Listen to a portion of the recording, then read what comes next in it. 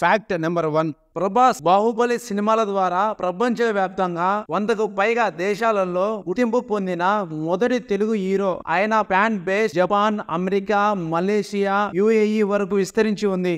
Fact number 2. Nagarjuna నటించిన Annamayya cinema మొత్తం 15 నంది అవార్డులు గెలుచుకుంది. Fact number 3. మెగాస్టార్ చిరంజీవికి దాదాపుగా 70 దేశాలలో ఫ్యాన్స్ క్లబ్బులు ఉన్నాయి. Fact number 4.